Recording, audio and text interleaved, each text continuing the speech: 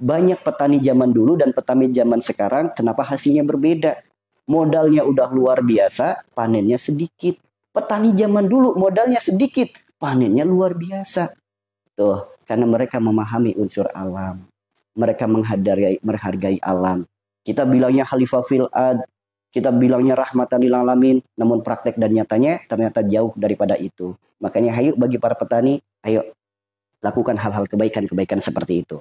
Karena alhamdulillah teman-teman, ilmu yang sangat sederhana ini ketika dipraktekkan, alhamdulillah, sampai ada kasus di tahun 2021 kalau nggak salah. Jadi seluruh petani di daerah kami terkena hama. Jadi padi semuanya gagal. Tahun 2021, saat pandemi waktu itu. Jadi padi semuanya gagal. Tapi alhamdulillah, beberapa jamaah-jamaah kami yang mengikuti saran dan nasihatnya, justru padinya sangat subur, bahkan panennya melimpah. Tuh teman-teman, ya. Makanya sedikit demi sedikit, ayo teman-teman, ya, itu dahsyatnya. Bahkan sampai saya kemarin bercerita, ada salah satu kisah nyata pedagang cenil. Tahu cenil teman-teman? Yang dari singkong, yang dibikin kotak-kotak, dikasih warna. Nah, ada salah satu pedagang cenil di area Jogja. Ya, jadi beliau itu setiap kali ada orang beli, beliau sedekah dulu. Air gulanya ditetesin ke tanah.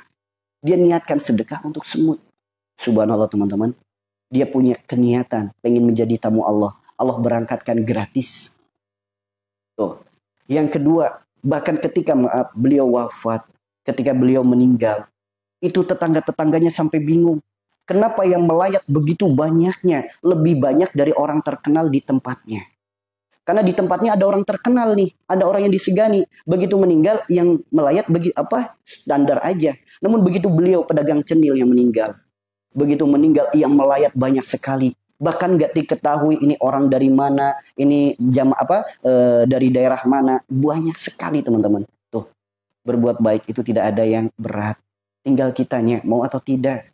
Jangan melihat berbuat baik itu harus dengan materi, dengan hal yang sangat kecil saja. Itu bisa menjadi kebaikan-kebaikan untuk diri kita. Karena yakinlah saudaraku, kebaikan yang kita lakukan akan berdampak baik pada diri kita, berdampak baik untuk masa depan kita, berdampak baik pula untuk anak keturunan kita. Yuk, kita sama-sama belajar sedikit demi sedikit, latih diri kita, jadilah orang yang baik dalam keadaan apapun, dalam situasi apapun. Terus tebarlah benih-benih kebaikan, karena kita tidak pernah tahu kebaikan mana yang akan menolong kita, kebaikan mana yang akan menyelamatkan kita. Bahkan kebaikan yang paling mudah dengan cara berdoa. Kita doakan makanan yang mau kita makan. Itu bisa jadi jalan sembuh segala penyakit kita. Bukan hanya itu. Kalau kita hanya sebatas makan pengen kenyang. Makan gara-gara lapar. Apa bedanya dengan binatang? Binatang juga kalau makan gitu. Hanya pengen kenyang, hanya lapar. Tuh, kalau lagi lemes makan. Pengen pengen kenyang makan. Lagi lapar makan, haus minum. Apa bedanya sama binatang? Yuk. Apa sih bedanya makan kita dengan binatang? Yang membedakan itu doanya dan tujuannya. Kalau hanya sebatas kenyang, sama kayak binatang. Kucing juga gitu. Kalau makan kan cuma lagi lapar doang. Ada nggak manusia yang makan gara-gara lapar doang? Ada. Apa bedanya kita dengan binatang? Kerbau juga gitu. Makan kalau lapar doang. Ada nggak manusia makannya karena lapar doang? Ada. Lantas apa yang membedakan diri kita dengan binatang? Doa dan tujuannya. Itu yang membedakan. Makanya ketika mau makan, doa yang benar, doa yang sungguh-sungguh, bukan hanya sebatas hafalan. Allahumma barik lana fima razaqtana wa qina azabannar. Dari kecil sampai tua, sampai ubanan, doanya gitu mulu. Ketika ditanya, isi doanya apa? Nggak tahu. Yang penting Allahumma barik lana fima razaqtana wa qina azabannar. Tapi isi doanya apa nggak tahu. Itu bukan doa namanya, namun hafalan. Ya, jadi beda. Doa itu ungkapan isi hati, permohonan dari hati, bukan hafalan yang ada di otak dikeluarkan lewat lisan. Itu bukan doa. Ya, itu hanya hafalan. Maka ketika sebelum makan, sok dengan kesungguhan kita berdoa.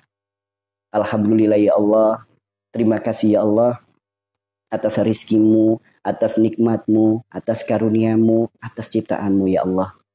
Sehingga hamba masih bisa makan saat ini ya Allah.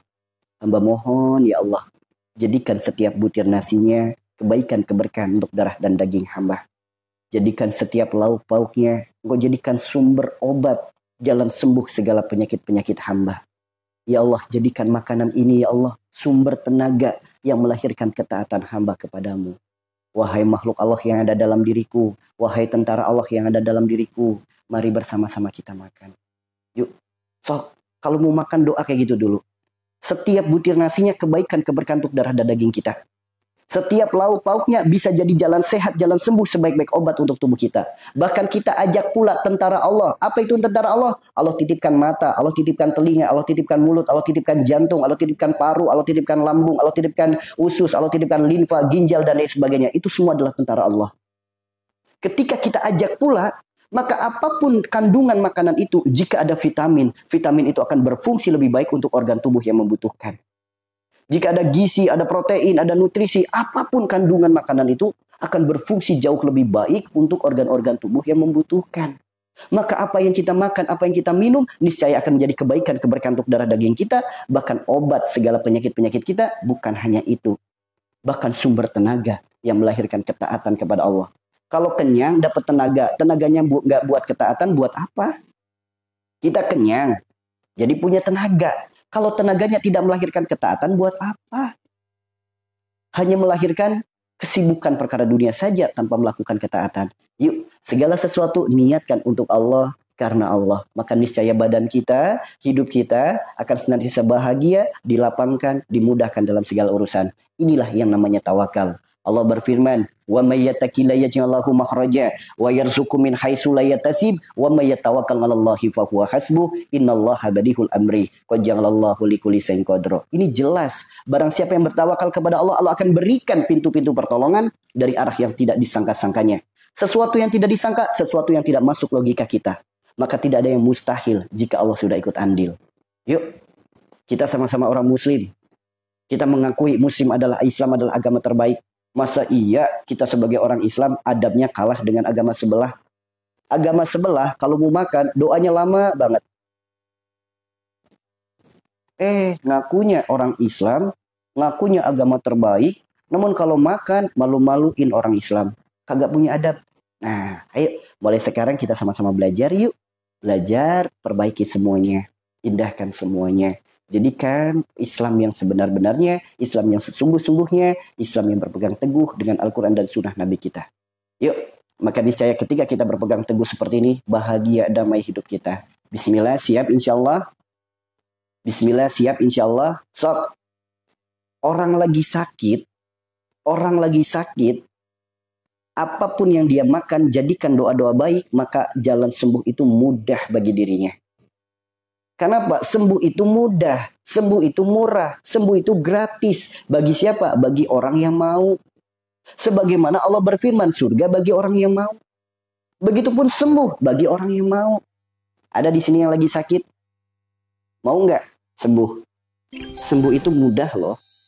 Sembuh itu murah, bahkan sembuh itu gratis. Mau nggak?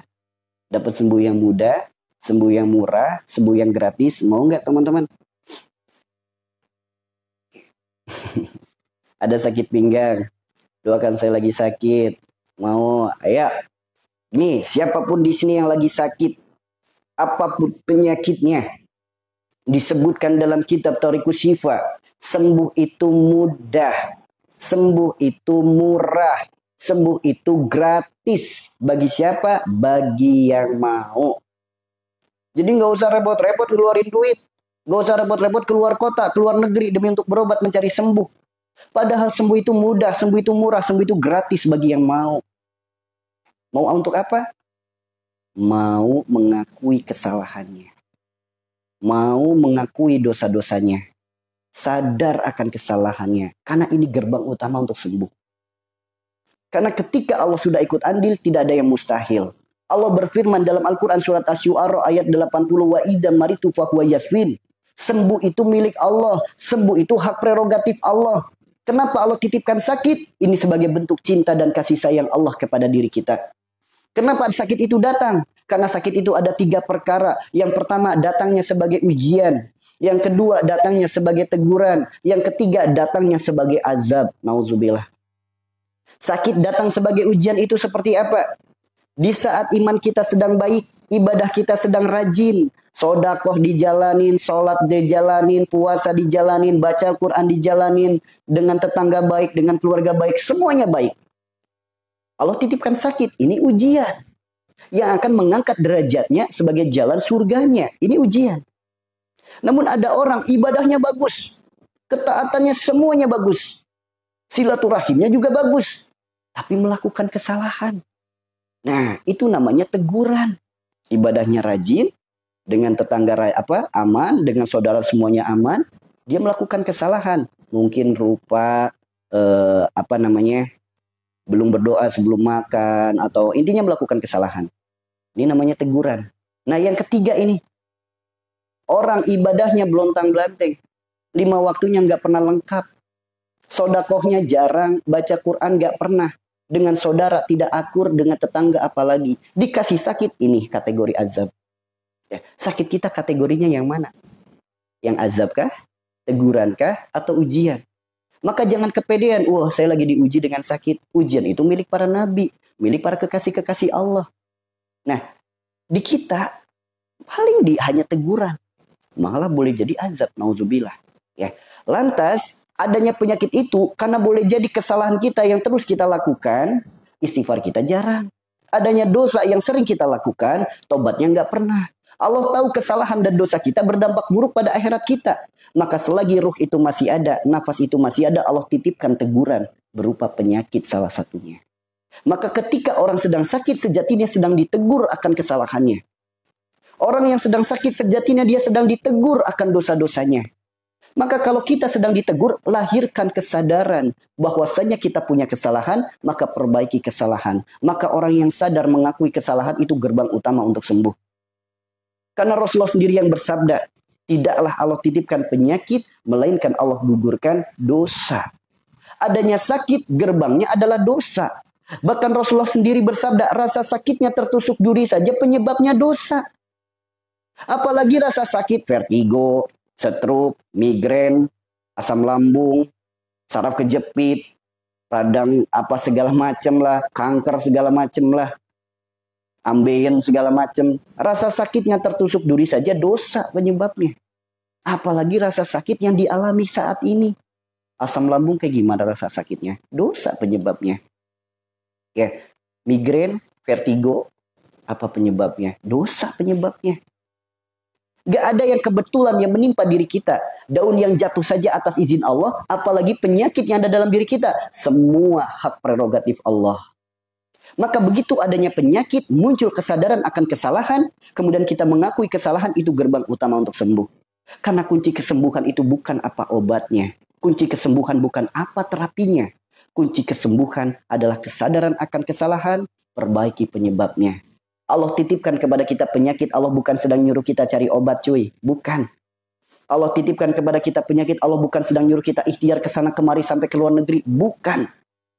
Melainkan Allah berpesan dalam Al-Quran surat At-Tahrim ayat 8. Silakan dibuka. Apa pesan Allah? Ya ayyuhalladzina amanu tubu ilallahi taubatan nasuha. Ternyata pesan Allah itu nyuruh kita taubat. Bukan cari obat. Namun kebanyakan di antara kita kalau lagi sakit, obat yang pertama dicari. Bukan tobat yang pertama kali dikejar. Bukan. Justru yang pertama kali dicari obat. Bukan tobat. Padahal Allah yang maha menyembuhkan berpesan dalam Al-Quran surat At-Tahrim ayat 8. Ya ayyuhalladzina amanu tubu ilallahi taubatan nasuha. Asa rabbukum ayyukafir ankum sayyi'atikum wa yudkhilakum jannah. Wa yudkhilakum jannatin tajri min tahtihal anhar. Yauma la yuzillahu nabiyya walladzina amanu ma'a nuruhum yas'a baina aydihim wa bi aymanihim. Yaquluna, kita diajarkan doa. Rabbana atmim lana nurrana waghfir lana innaka ala kulli syai'in qadir. Tuh teman-teman. Jadi adanya sakit itu bukan sibukkan diri dengan obat. Bukan sibukkan diri ikhtiar ke sana kemari. Karena obat tidak menjamin penyakit sembuh. Tidak ada sesuatu yang bisa menyembuhkan penyakit, melainkan itu semua yang datangnya dari Allah. Ya. Orang kalau bilang sehat lahir batin, bohong. Orang bilang sehat jasmani rohani, bohong. Karena prakteknya kita selama ini justru hanya sibuk memikirkan jasmani saja. So, orang sakit kepala, apa yang dicari pertama? Obat sakit kepala. Orang sakit perut, apa yang dicari pertama? Obat sakit perut. Orang sakit gigi, buru-buru beli obat sakit gigi. Namun giliran hatinya sakit, ruhaninya berpenyakit, apakah buru-buru diobatin? Enggak kan? Ini bohong makanya. Semoga sehat lahir batin, semoga saya sehat lahir batin. Lahir doang kita mah. Banyak yang batinnya tidak dipikirkan. Makanya Rasulullah bersabda, jika segumpal daging ini baik, semuanya akan ikut baik. Jika segumpal daging ini buruk, yang lain akan ikut buruk. Segumpal daging itu adalah hati. Jika hati kita diisi dengan kebaikan, maka kebaikan itu pun akan terwujud dalam jasad kita. Sehat zahiran wa batinan. Namun kalau dalam hatinya penuh dengan keburukan, akan muncul penyakit-penyakit. Contoh nih teman-teman. Ketidakmampuannya dalam menata hati. Apa yang dilihat, apa yang didengar, apa yang dirasakan, melahirkan amarah dan emosi. Pasti akan muncul penyakit hipertensi. Ketidakmampuan dalam menata hati, apa yang dilihat, apa yang didengar, apa yang dirasakan, melahirkan emosi, amarah, dendam, egois, kesombongan, akan muncul penyakit hipertensi. Ada nggak di sini yang terkena hipertensi atau darah tinggi? Renungkan. Pemarah bukan? Orang yang emosional bukan? Renungkan teman-teman. Renungkan. Kenapa? Ketidakmampuan kita dalam menata hati. Hati disebut kolbu, wujud nyatanya jantung. Orang tidak mampu menata hatinya, kolbunya bermasalah, jantungnya pun bermasalah. Orang kalau lagi marah, jantungnya berdetak lebih kencang. Orang kalau lagi emosi, jantungnya berdetak lebih kencang. Lagi egois, jantungnya berdetak lebih kencang. Fungsi jantung memompa darah. Semakin kencang detaknya, semakin tinggi presernya, semakin naik tekanannya. Maka terjadilah tekanan darah tinggi. Minumnya obat kagak nyambung. Orang marah dikasih obat kimia nggak nyambung.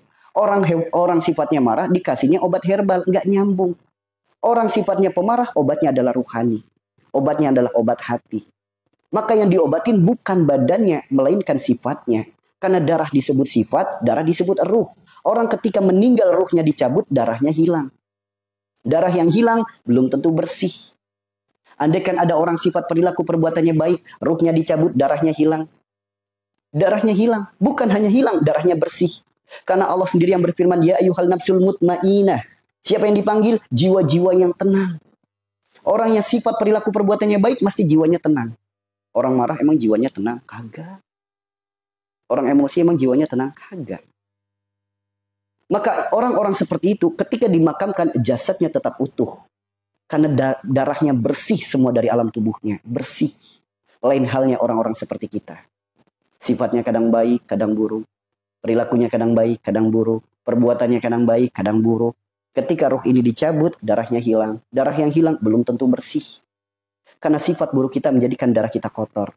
Perilaku buruk kita membuat darah kita kotor. Allah sendiri yang memanggil jiwa yang tenang. Darah yang kotor bukan darah yang tenang. Maka darah kotor itu tetap mengendap dalam organ tubuh kita. Begitu kita dimakamkan. Dari darah inilah bibit-bibit belatung bermunculan. Sehingga jasad kita digerogoti belatung karena sifat-sifat buruk kita semasa hidup kita. Nauzubillah. Maka ayo, selagi ruh ini masih ada, kesempatan hidup masih ada, nafas masih gratis, ayo jadikan sisa hidup kita, sisa hidup dalam kebaikan, dalam ketaatan. Terus berbuat baik, terus melakukan kebaikan. Jadilah orang yang baik dalam keadaan apapun, dalam situasi apapun. Karena kita tidak pernah tahu kebaikan mana yang akan menolong kita, kebaikan mana yang akan menyelamatkan kita. Semoga sisa hidup kita dipenuhi dengan kebaikan. Sehingga kebaikan itu berakhir menjadi akhiran yang baik, yaitu akhir husnul khotimah. Maka ayo, jadikan sakit kita pijakan anak-anak tangga untuk kita lebih dekat kepada Allah. Bukan jauh dari Allah, apalagi poligami.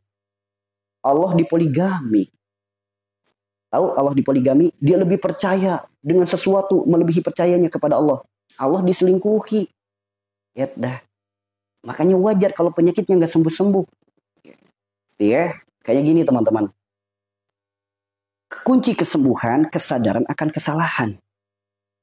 Kunci kesembuhan, kesadaran akan dosa. Apapun penyakit kita, penyebabnya karena sifat perilaku perbuatan kita sendiri. Bagaimana jalan sembuhnya? Akui dulu kesalahan kita. Akui dulu. Akui dulu. Karena Allah sendiri yang berpesan, ya ayyuhalladzina amanu tubu ilallahi taubatan nasuha. Bertobatlah kepada Allah dengan semurni-murninya tobat. Maka menangislah yang lirih dalam keheningan malam. Bermunajatlah, cukup alam semesta yang menjadi saksinya, malaikat yang mengaminkan doanya.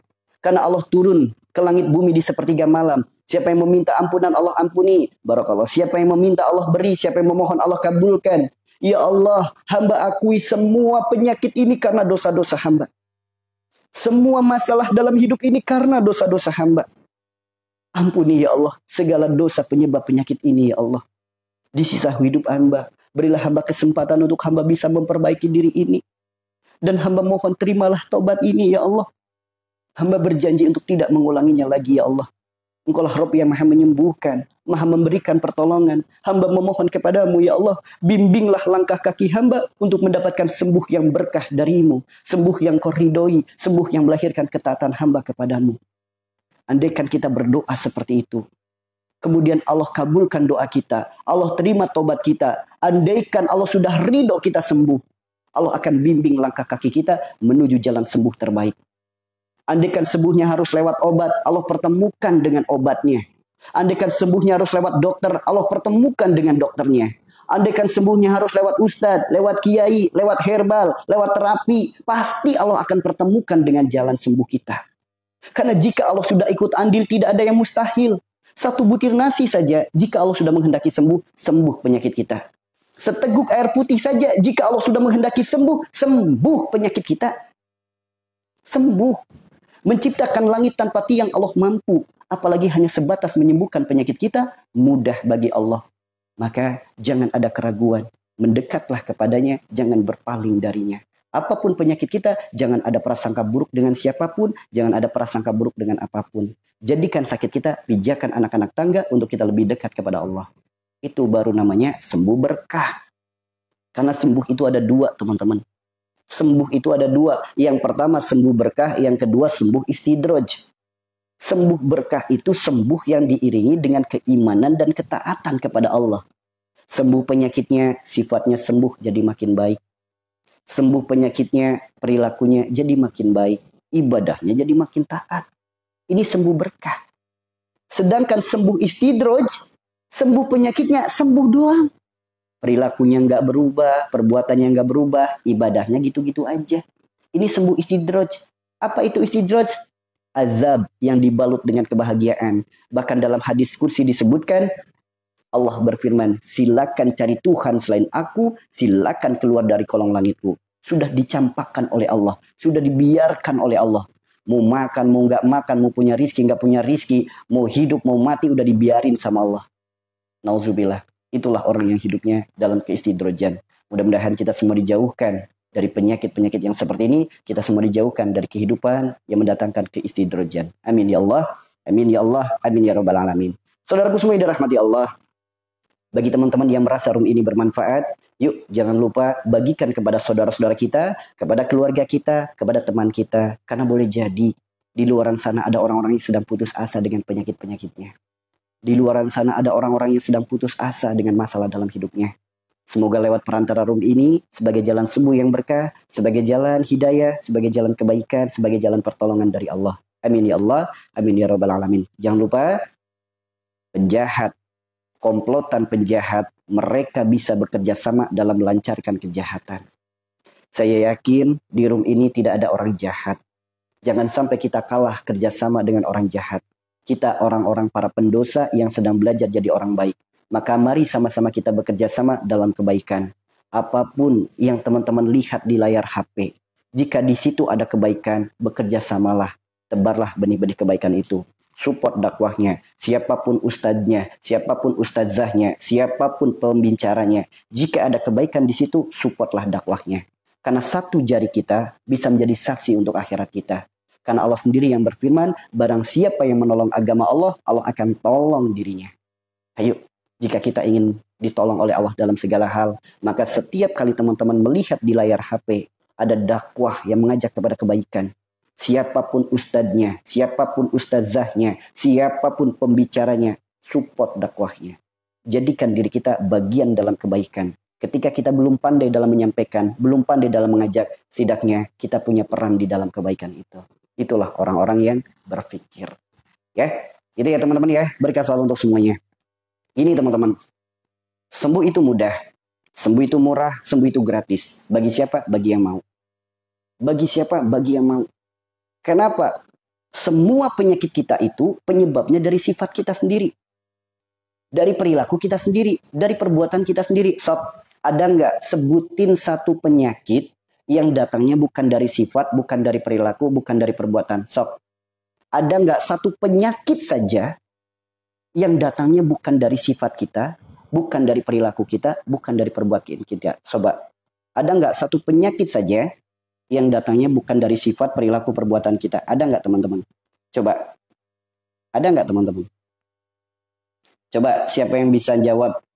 Ada nggak satu saja penyakit pada diri manusia yang datangnya bukan dari sifatnya, bukan dari perilakunya, bukan dari dosanya, bukan dari kesalahannya? Ada nggak? Coba, ayo sama-sama dipakai untuk berpikir. Ada nggak ya penyakit yang datangnya bukan dari dosa, penyakit yang datangnya bukan dari sifatnya, bukan dari perilakunya, bukan dari perbuatannya?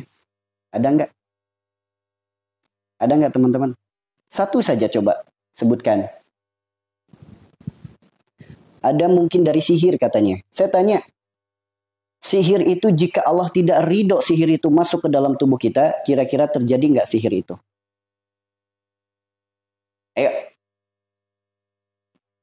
Ayo teman-teman. Ada nggak satu penyakit saja yang datangnya bukan dari dosa?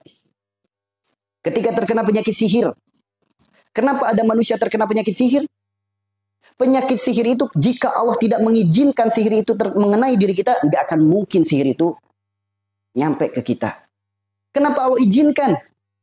Karena ada kesalahan kita, ada perilaku kita, ada dosa-dosa kita. Sok, apapun penyakitnya, penyebabnya itu dari kesalahan kita sendiri. Kurang taatnya kita kepada Allah.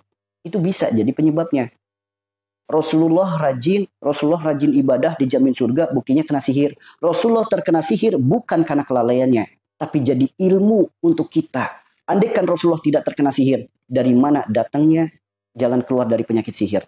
Ayo. Jadi jangan kan kadang ada gini, saya kena sihir gitu. Kemudian disampaikan, apapun penyakit kita penyebabnya dosa. Dosa enggak lah. Rasulullah aja kena sihir. Rasulullah terkena sihir itu bukan karena kelemahan imannya. Namun karena akan dijadikan kejadian itu ilmu bagi kaumnya. Ilmu bagi umatnya. Andaikan Rasulullah tidak kena sihir, dari mana datangnya ilmu ruqyah? Ya. Bagaimana adanya ilmu ruqyah jika bukan Rasulullah sebagai contohnya? Tuh teman-teman.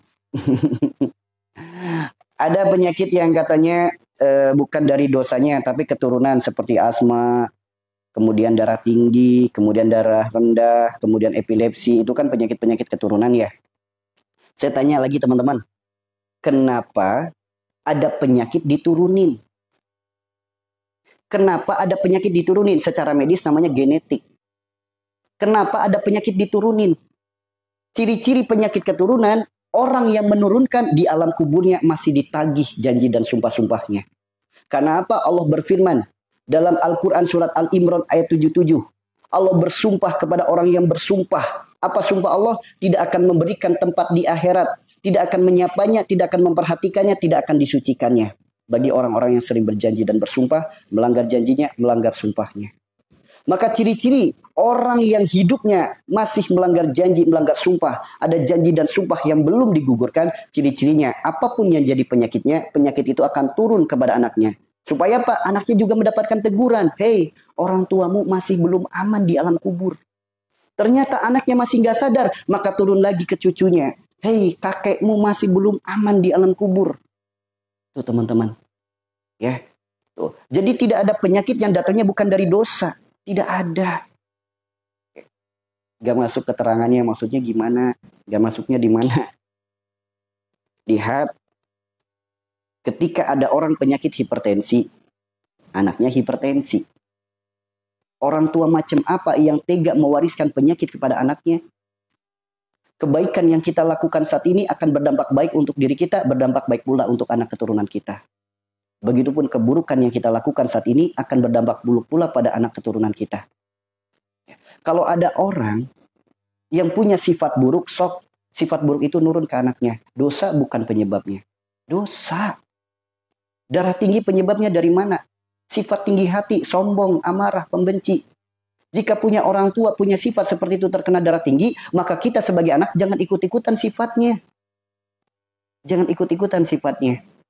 Dari sini paham teman-teman? Bismillah ya. Bismillah. Bismillah. Semoga teman-teman dilembutkan hatinya untuk bisa mendengarkan kalimat-kalimat ini dengan sabar sehingga bisa memahami apa yang disampaikan. Ya. Ya. Gini teman-teman. Adanya penyakit keturunan atau penyakit genetik, saya tanya, pernah nggak teman-teman mendengarkan dari satu ustadz, dari satu ulama, dari satu kiai, dari mana datangnya penyakit keturunan? Kan kita sama-sama sepakat, Islam agama yang terbaik, Al-Quran dan Sunnah sebaik-baik solusi dan nasihat, sebaik-baik petunjuk dan sebaik-baik obat. Ada nggak teman-teman pernah jumpai satu ayat saja solusi bagi orang yang terkena penyakit keturunan? Satu ayat saja solusi bagi orang-orang yang terkena penyakit keturunan. Ada nggak? Kan yang selama ini orang-orang tahu hanya apa? Dari medis, namanya penyakit genetik, penyakit keturunan. Katanya Islam agama sempurna, Al-Quran dan Sunnah sebaik-baik petunjuk, sebaik-baik obat. Andaikan kita meyakini Al-Quran dan Sunnah adalah sebaik-baik petunjuk dan obat, maka buka Al-Qurannya. Dari mana datangnya penyakit genetik? Dari mana datangnya penyakit keturunan? Ternyata itu semua penyebabnya dari janji dan sumpah-sumpah yang belum digugurkan. Kenapa Allah mewajibkan janji dan sumpah itu harus digugurkan? Karena janji dan sumpah itu hutang. Jika belum digugurkan, maka sampai kapanpun akan ditagih. Ketika orang yang meninggal tetap ditagih. Siapa yang ditagih? Anaknya yang masih hidup. Untuk menggugurkan janji sumpah orang tuanya. Ketika anaknya nggak sadar, cucunya yang ditegur.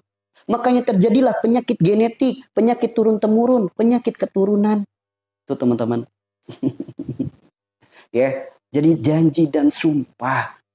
Dari janji dan sumpah. Itulah kenapa janji dan sumpah itu wajib untuk digugurkan. Silakan buka Al-Quran surat At-Tahrim ayat 2. Jika sumbernya dari Al-Quran masih belum paham?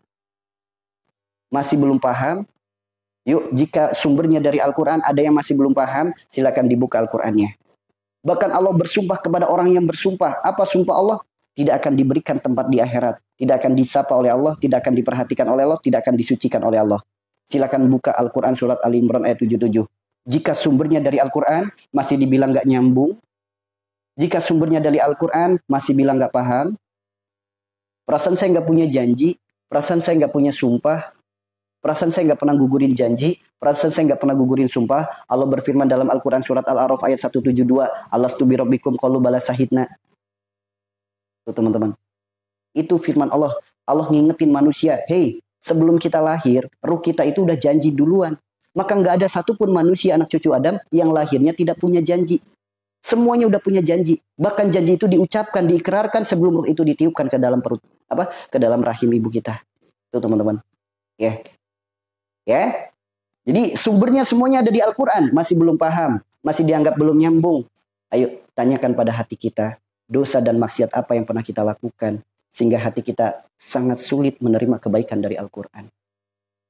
Tuh teman-teman. Lantas bagaimana cara sembuh dari penyakit-penyakit keturunan?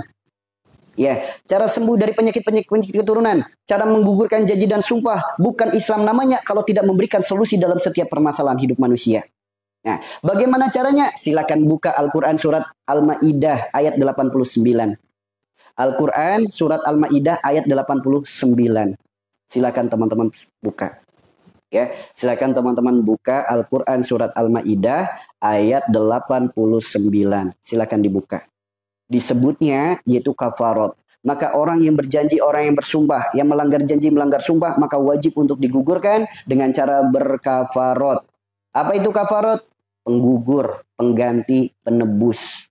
Bagaimana caranya? Silakan dibuka sendiri Al-Qur'annya. Sehingga apa? Mungkin kalau saya menyampaikan anak kemarin sore, mungkin teman-teman tidak percaya.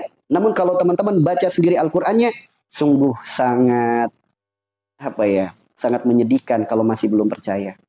Ya, kalau saya yang menyampaikan, mungkin karena saya anak kemarin sore, masih banyak yang nggak percaya. Namun kalau teman-teman sudah buka sendiri Al-Qur'annya, masih belum percaya, nauzubillah teman-teman. Buka Al-Quran surat Al-Ma'idah ayat 89. Itulah cara untuk menggugurkan janji dan sumpah. Caranya ada 4. Bagi makanan, bagi pakaian, dan dengan tenaga atau puasa 3 hari. Silakan teman-teman pilih yang mana. Kalau tidak tahu janjinya, ya itulah kenapa Allah berikan peringatan dalam Al-Quran surat Al-A'raf ayat 172. Memang yang namanya janji, yang namanya lisan, bahkan ulama menyampaikan.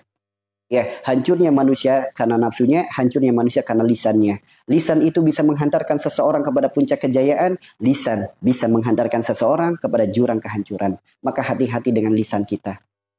Bahkan kita sebelum kita lahir, sebelum kita lahir, ruh kita udah janji dulu. Apa janjinya? Alastu birabbikum, qalu bala sahidna. Aku berjanji ya Allah, engkaulah Tuhanku, engkaulah adalah sesembahanku satu-satunya. Itu janji kita pertama. Begitu kita lahir, kita disahadatkan oleh orang tua kita. Begitu kita balik sempurna sahadat kita. Apa itu sahadat? Aku bersaksi tiada Tuhan selain Allah. Aku bersaksi Nabi Muhammad utusan Allah. Aku bersaksi. Janji bukan, sumpah bukan, ikrar bukan, baiat bukan. Namun ketika prakteknya kita hidup mencintai sesuatu melebihi cinta kita kepada Allah dan Rasulullah.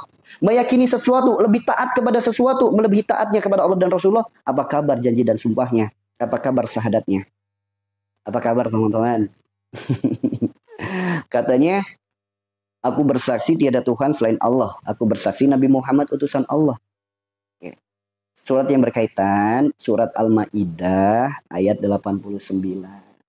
Gitu. Ya, disimak baik-baik ya teman-teman ya, supaya tidak gagal paham.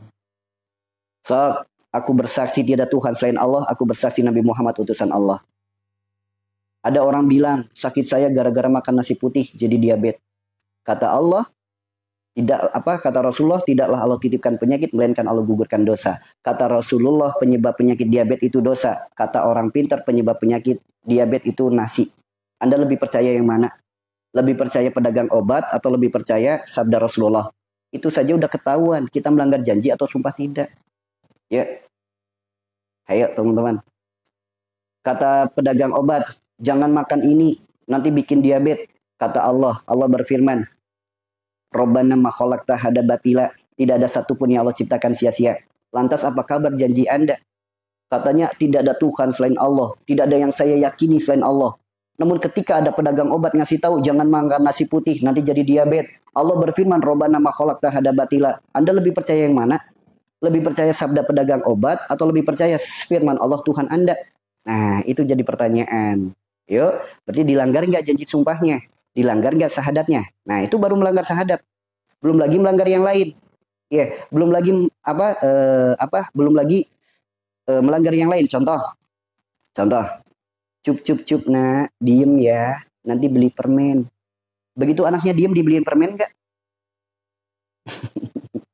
Cup, nak, diem ya. Nanti beli mainan. Begitu anaknya diem, dibeliin mainan nggak?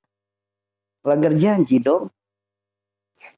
Kemudian ketika kita bekerja, sebelum kita masuk pekerjaan, HRD memberikan selembar kertas. Isinya apa? Perjanjian kerja. Apa isinya? Siap bekerja disiplin waktu, siap bekerja sepenuh hati, siap di posisi manapun. Prakteknya dalam pekerja, ada nggak korupsi waktu? Prakteknya dalam pekerja, ada nggak melanggar aturan-aturan pekerjaan? Melanggar janji nggak kalau kayak gitu? Melanggar janji nggak kalau kayak gitu? Belum lagi ketika menikah, di mana seorang laki-laki ijab kabul dengan wali si perempuan. Aku bersumpah akan menafkahi lahir batinnya. Aku bersumpah akan menanggung dosa dunia akhiratnya. Aku bersumpah untuk membahagiakannya. Begitupun yang perempuan. Masih ingat nggak selembar kertas yang disodorkan oleh pihak KUA yang suruh ditandatangani? Masih ingat nggak apa tulisannya? Perjanjian pranikah. Siap menjadi istri yang baik, taat dan patuh kepada suami. Prakteknya dalam menjalani bahtera rumah tangga. Banyak nggak suami yang melanggar sumpahnya? Banyak gak istri yang melanggar sumpahnya? Membentak suami, merendahkan suami, menghina suami, suami zalim kepada istri. Apa kabar ijab kabulnya? Apa kabar sumpahnya? Makanya wajar kalau rumah tangga banyak masalah. Anak sulit diatur, penyakit gak sembuh-sembuh. Wajar. Boleh jadi statusnya di mata negara masih sah suami istri karena masih punya buku nikah. Di mata Allah boleh jadi udah kumpul kebo. Karena Pak seringnya terjadinya talak oleh seorang laki-laki. Hati-hati. Masih gak sadar janji dan sumpahnya?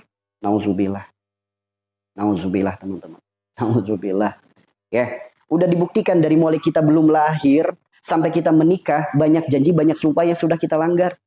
Belum lagi dengan hal yang sepele, menyebut asma Allah untuk harga yang murah, bersumpah nama Allah untuk harga yang murah. Demi Allah ya, baksonya enak. Sok. Demi Allah kemarin apa-apa demi Allah, apa-apa demi Allah. Ketika anak cucu Adam mengucap kalimat demi Allah, Seketika malaikat di sekelilingnya tutup telinga. Kenapa? Karena saking takutnya dengan kalimat itu. Malaikat pun tahu Allah berfirman dalam Al-Quran surat Al-Imran ayat 77. Allah bersumpah dengan orang-orang yang bersumpah dengan harga murah. Apa sumpah Allah? Tidak akan memberikan tempat di akhirat. Buka Al-Qurannya. Yang kedua, tidak akan disapa oleh Allah. Yang ketiga, tidak akan diperhatikan oleh Allah. Yang keempat, tidak akan disucikan oleh Allah. Makanya wajar ancamannya di akhirat begitu menyeramkan. Makanya di dunianya sakitnya nggak sembuh-sembuh, bahkan turun-temurun, jadi penyakit genetik, jadi penyakit keturunan. Bahkan perilakunya pun bisa turun-temurun. Sulit, nggak ada akhir, masalah terus datang silih berganti, cobaan hidup bertubi-tubi. Karena Allah tahu engkau akan ditinggalkan, dicampakkan di akhirat. Masih ada kesempatan untukmu bertobat. Maka lewat teguran-teguran supaya tobat. Tapi ditegur nggak sadar-sadar. Baru mati, baru sadar, pengen hidup lagi. Itulah yang disebutkan dalam Al-Quran. Mereka yang sudah mati, mereka pengen dihidupkan sekali saja. Sehari saja. Untuk apa? Untuk melakukan kebaikan. Yuk, masa iya nunggu mati baru sadar? Padahal ancamannya di Al-Quran. Jelas sekali ancamannya. Al-Quran surat Al-Imran ayat 77. Silakan dibuka teman-teman. Ya, Al-Quran surat Al-Imran ayat 77. Silakan dibuka. Silakan dibaca. Teman-teman pahami, kerjakan perintahnya. Kerjakan. Suruh bagi makanan, bagi makanan. Suruh bagi pakaian, bagi pakaian. Dengan tenaga, silakan dengan tenaga. Atau berpuasa 3 hari, silakan puasa 3 hari. Yuk. Ada yang masih bilang belum nyambung? Ada yang masih belum paham? Ada yang masih nggak sadar janji dan sumpahnya? Tanyakan pada diri. Dosa apa yang pernah kita lakukan sehingga begitu sulit menerima kebaikan? Itu teman-teman. Ya, seperti itu ya. Ya, makanya seperti itu teman-teman. Ya, seperti itu. Silakan. Semua ayatnya ada di Al-Quran. Petunjuknya ada di Al-Quran. Ya, petunjuknya ada di Al-Quran. Nasihatnya ada di Al-Quran. Caranya ada di Al-Quran. Masih nggak percaya, masih nggak paham, dianggap nggak nyambung, dianggap ngawur? Yuk, dosa apa yang telah dilakukan sampai tidak percaya dengan firman Tuhan? Ya, ya, niat itu ungkapan isi hati, bukan bahasa lisan. Ya Allah, saya niatkan kafarat, sah. Bagi makanan, ya Allah, saya niatkan kafarat. Bagi pakaian, ya Allah, saya niatkan kafarat untuk diri saya, lillahi ta'ala. Ketika berpuasa, ya Allah, hamba niat puasa kafarat untuk diri hamba, lillahi ta'ala. Mau pakai bahasa Arab, nawaitu shoma ghadi fardhu kafarati, lillahi ta'ala. Mau pakai bahasa apa? Silakan. Karena niat itu kuncinya adalah hati, bukan dasarnya lisan. Ya, namun hati bisa dibantu dengan lisan. Itulah niat. Dari sini paham teman-teman? Tuh, makanya apa? Ketika kita benar-benar mendalami ilmu agama, tidak ada solusi satupun, tidak akan, maksudnya tidak ada satupun masalah yang tidak ada solusinya. Jadi semua masalah kita ada solusinya. So, pernah nggak mendengarkan solusi penyakit genetik? Pernah nggak mendengarkan solusi penyakit keturunan? Apakah Anda datang ke orang pintar minta diruqyah jin nasab? Apakah datang ke orang pintar minta dibersihin dari jin nasab? Kagak ngaruh guys. Bagaimana mungkin ada orang bisa memutuskan sumpah orang lain? Jika bukan kita sendiri yang memutusnya. Jika bukan anaknya sendiri yang sudah ditinggal mati orang tuanya. Yuk, ayo teman-teman. Kafarat itu artinya penggugur, pengganti, penebus. Ya. Sedekah atas nama orang tua boleh. Sedekah diniatin kafarat namanya kafarat. Bagi makanan tanpa niat namanya sedekah. Ya. Karena inama amalu biniat, segala sesuatu tergantung daripada niat. Perbuatannya sama-sama bagi makanan. Jatuhnya bisa jadi sedekah, jatuhnya bisa jadi riya, jatuhnya bisa jadi kafarat, tergantung niat kita. Seperti itu ya teman-teman ya. Dari sini paham, maka silakan kerjakan kafarat. Insya Allah nanti kita bahas lagi kafarat lebih matang lagi. Insya Allah esok hari ya, jika tidak halangan, kita bahas lagi kafarat. Karena dampak dari kafarat itu dahsyat teman-teman. Saat kita mengerjakan kafarat, ada kejadian-kejadian di luar nalar. Sok, teman-teman kerjakan kafarat aja. Ada kejadian-kejadian di luar nalar. Apa kejadiannya? Sok, tiba-tiba badan ngedrop. Demam, pusing, diare, sakit gigi. Ada aja kejadian-kejadian di luar nalar. Sok.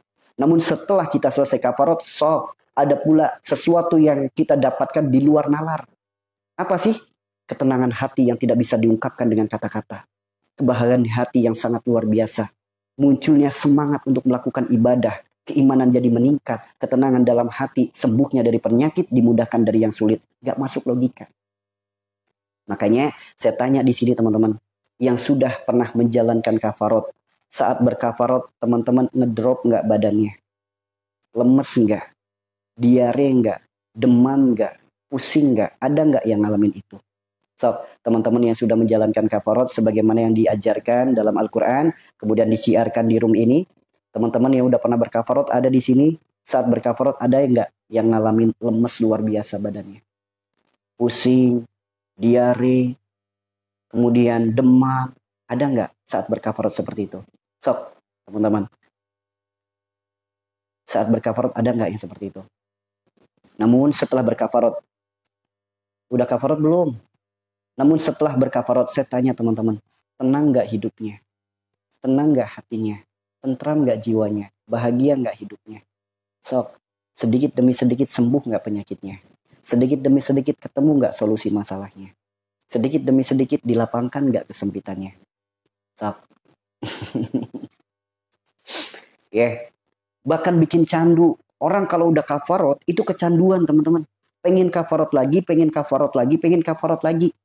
Ya, kafarot itu Al-Quran surat Al-Ma'idah ayat 89 untuk menggugurkan janji dan sumpah-sumpah kita. Ya, untuk menggugurkan janji dan sumpah-sumpah kita. Ya, mungkin ini sesuatu yang baru pertama kali teman-teman dengar. Mungkin namanya pernah didengar, namanya pernah dengar kafarot. Ya, insya Allah besok dibahas lebih tuntas lagi tentang kafarot ya. Insya Allah besok dibahas lagi lebih tuntas tentang kafarot. Apa itu kafarot? Bagaimana cara mengerjakannya? Apa manfaatnya?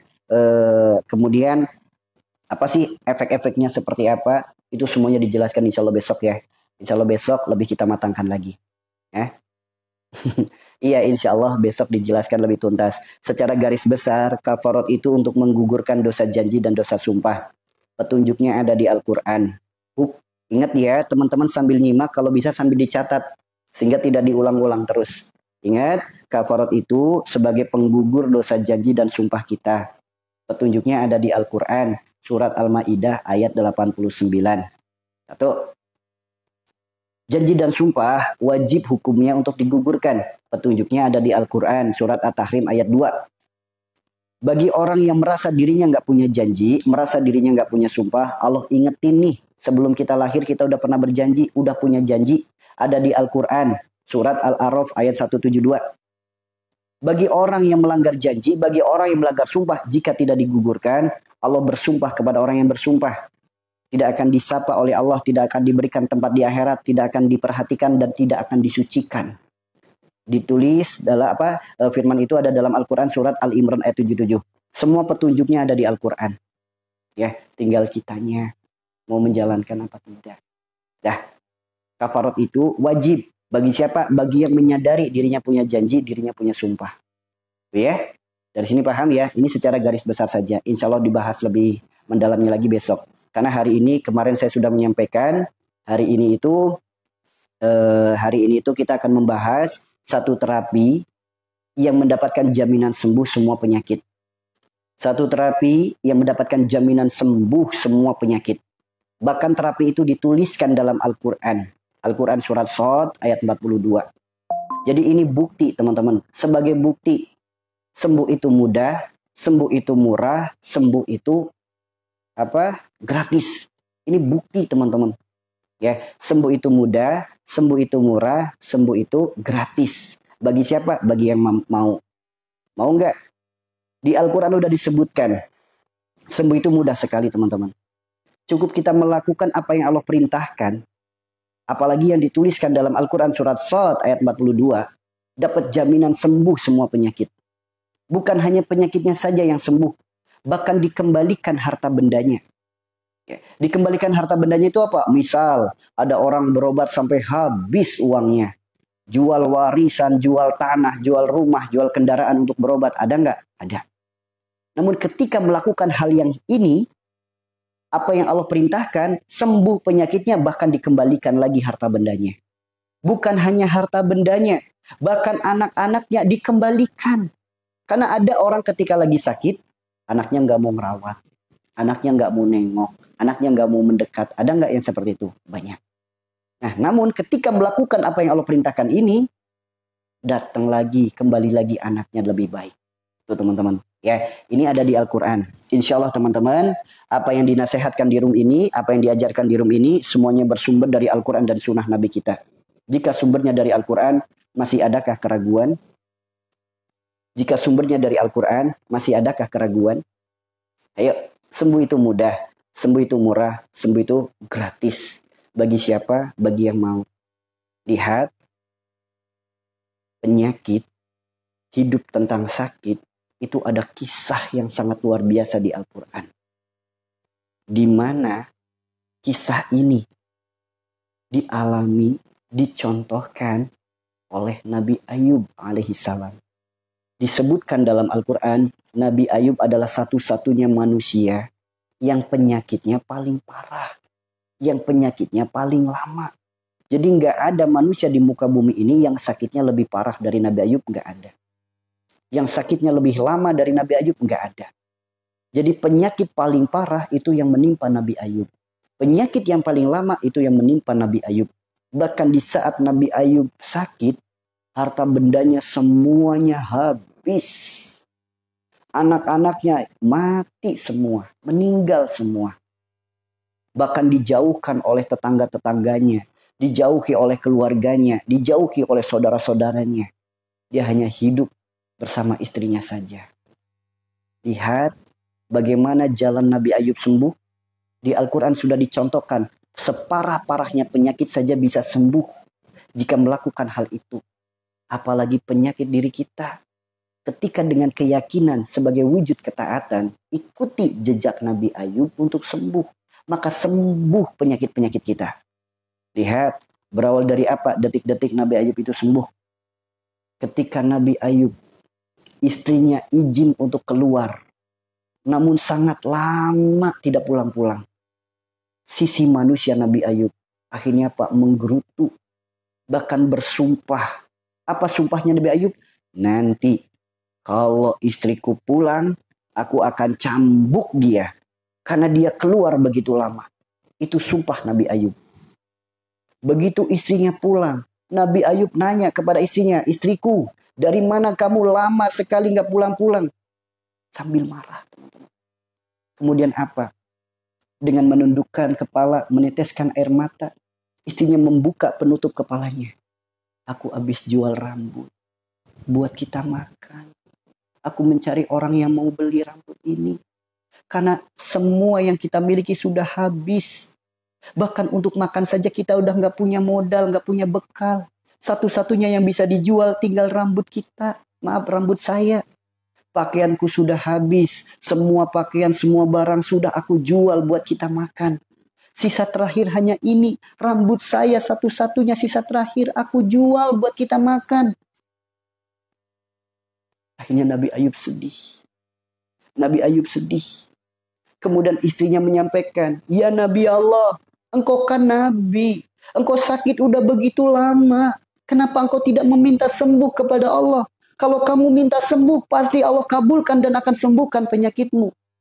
Apa yang dilakukan oleh Nabi Ayub? Lah, tidak. Aku malu mau minta sembuh. Aku diberikan sehat begitu lama. Diberikan harta begitu banyak. Aku baru sakit sekian lama. Masa iya aku minta sembuh belum sebanding dengan sehatku? Kemudian istrinya terus mendesak. Tapi keadaan kita udah seperti ini. Kita udah gak punya apa-apa. Buat makan aja udah gak ada. Terus mendapatkan desakan seorang istri. Akhirnya Nabi Ayub berdoa. Doanya diabadikan dalam Al-Quran surat Al-Anbiya ayat 83. Apa doanya? Robi animasani yaduru wa anta arhamur rahimin. Doa karena malu. Ya Allah, hamba sakit. Tapi engkau maha pengasih, maha penyayang ya Allah. Baru ngomong doang, hamba sakit. Takut dianggap lagi ngeluh. Langsung Nabi Ayub, engkau pengasih, penyayang ya Allah. Malu, mau minta sembuh itu malu. Tapi Allah tahu isi hati Nabi Ayub.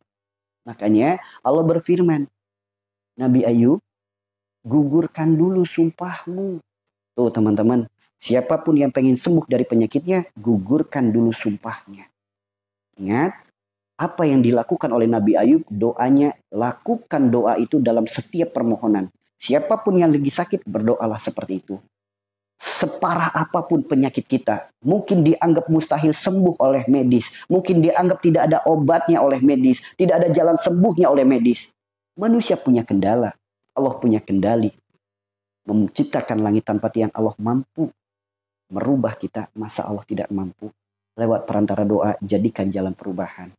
Robi, animasani, yaduru wa anta arhamur rahimin.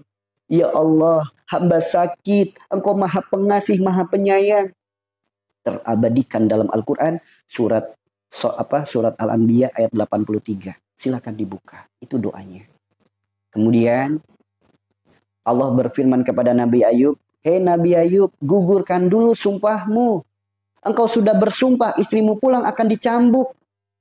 Tapi aku nggak tega ya Allah. Ternyata aku lebih mengedepankan prasangkaku, lebih mengedepankan amarahku. Aku tidak melihat dengan sisi kelembutan hatiku. Tapi Allah udah berfirman, gugurkan. Akhirnya Allah tahu Nabi Ayub punya sifat baik. Ambil rumput, cambuk istrimu dengan rumput. Supaya Pak tidak merasakan sakit. Tuh, tetap janji dan sumpah itu harus digugurkan. Allah berfirman, suruh ngambil rumput. Nyambuknya pakai rumput. Sehingga tidak sakit. Sebagai wujud apa? Menggugurkan janji dan sumpah. Setelah janji dan sumpahnya digugurkan, Allah berfirman dalam Al-Quran surat Shad ayat 42. Ya Nabi Ayub, hentakkan kakimu ke bumi, akan muncul air keberkahan. Sembuh segala penyakitmu. Yuk, bagi teman-teman yang pengen sembuh dari penyakit, awali. Akui kesalahan, akui kesadaran. Gugurkan segala sumpah dan janji-janji. Caranya ada di Al-Quran surat Al-Ma'idah ayat 89. Kemudian lakukan ikhtiar jalan sembuh yang mendapatkan jaminan sembuh dari Allah.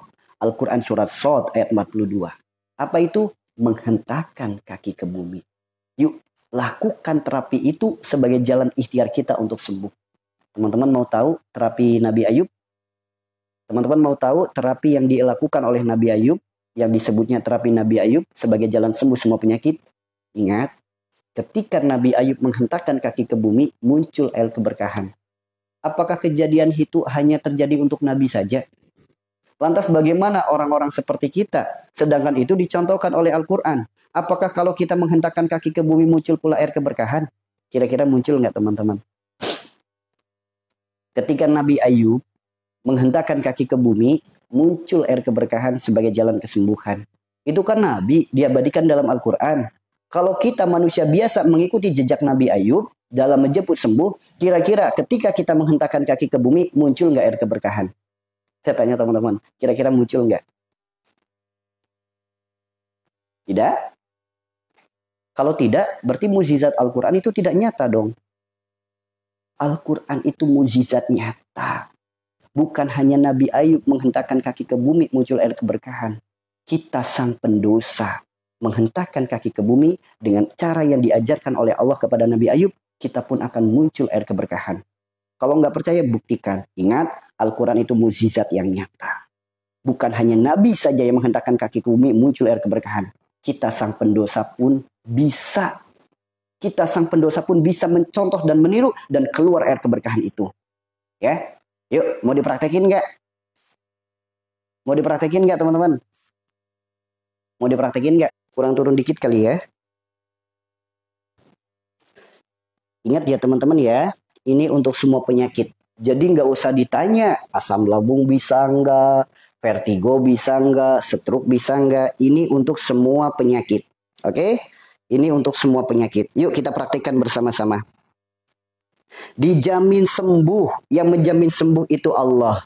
Ketika Nabi Ayub menghentakkan kaki ke bumi muncul air keberkahan, begitupun kita sang pendosa mempraktekkan hal yang sama sebagai wujud ketaatan dan penuh dengan keyakinan, pasti muncul pula air keberkahan. Yuk teman-teman, boleh sambil teman-teman ikut berdiri, sambil dipegang HP-nya, teman-teman ikut berdiri sambil dipegang HP-nya, praktekkan terapinya. Yang pertama, dagu tempelkan ke dada. Dagu tempelkan ke dada. Ya. Badan tegak lurus. Kemudian tangan tengadahkan ke atas. Ikuti doa yang Nabi Ayub ajarkan. Bagaimana doanya? Robbi animasani yaduru wa anta arhamur rahimin. Ikuti doanya. Rabbi animasani yaduru wa anta arhamur rahimin. Ikuti ya, teman-teman silakan berdiri, dagu tempelin ke dada, kaki semuanya lurus ke depan, menghadapnya kemana saja boleh, bebas, kaki lurus ke depan, berdoa, Rabbi animasani yaduru wa anta arhamur rahimin. Lalu, angkat kaki kanan kita. Yang pertama, angkat kaki kanan, angkatnya ke depan, bukan ke atas. Kalau kayak gini kan ke atas nih, ini angkatnya ke depan. Ya, angkatnya ke depan kayak gini. Lurus, dagu nempel dada. Kemudian ucapkan Bismillahi Allahu Akbar. Hentakkan kakinya ke bumi. Saat menghentakkan kaki kanan, kaki kiri diangkat. Ya, saya ulangi. Bismillahi Allahu Akbar. Bismillahi Allahu Akbar. Kaki kanan 7 kali, kemudian kaki kiri juga 7 kali. Sama ya. Bismillahi Allahu Akbar. Bismillahi Allahu Akbar. Bismillahi Allahu Akbar. Sok teman-teman praktekkan kaki kanan 7 kali, kaki kiri 7 kali. Buktikan air keberkahan itu muncul dan lihat reaksi yang akan teman-teman dapatkan, akan sembuh segala penyakit-penyakitnya. Yuk. Silakan teman-teman praktekin. Silakan teman-teman praktekkan. Ya, silakan teman-teman praktekkan terapinya. Teman-teman berdiri, dagu tempelin dada, tengadahkan kedua tangan ke atas, baca doa sebagaimana Nabi Ayub mengajarkan doanya, mencontohkan doanya, Robbi animasani yaduru anta arhamur rahimin. Bisa juga diawali dengan Allahumma animasani yaduru anta arhamur rahimin. Kemudian kaki kanan diangkat ke atas, hentakkan ke bumi. Bismillahi Allahu Akbar. Kanan 7 kali, kaki kiri 7 kali. Ada yang sudah mempraktekkan? Ada yang sudah mempraktekkan? Bagi teman-teman yang sudah mempraktekkan, saya tanya teman-teman, keluar air keberkahan enggak? Apa itu air keberkahan? Muncul keringat yang bercucuran. Muncul keringat yang bercucuran. Detak jantung berdetak kencang. Nafas jadi ngos-ngosan. Badan langsung hangat. Keluar keringat hangat, badan langsung segar. Ketika kolbu kita dengan kekuatan Bismillahi Allahu Akbar. Kolbu kita wujudnya adalah jantung. Fungsi daripada jantung adalah memompa darah. Maka darah itu terpompa dengan zikrullah. Setiap aliran darah itu, apapun yang dilewati, organ tubuh apapun yang dilewati, ketika ada penyakit, sembuh semua penyakitnya. Bahkan langsung diaktifkan kembali saraf-saraf yang mati. Bahkan langsung nafasnya langsung enteng, nafas langsung enteng, nafas langsung enak, badan langsung segar, sok, sakit apapun sembuh, dapat jaminan sembuh dari Allah. Al-Quran surat Shad ayat 42. Silakan teman-teman, dipraktekkan. Sok, dipraktekkan. Ngos-ngosan nggak teman-teman? Kalau kita berpikir secara logika, kok bisa gerakan seringan itu bisa langsung ngos-ngosan, bahkan keluar keringat? Sok teman-teman. Oke.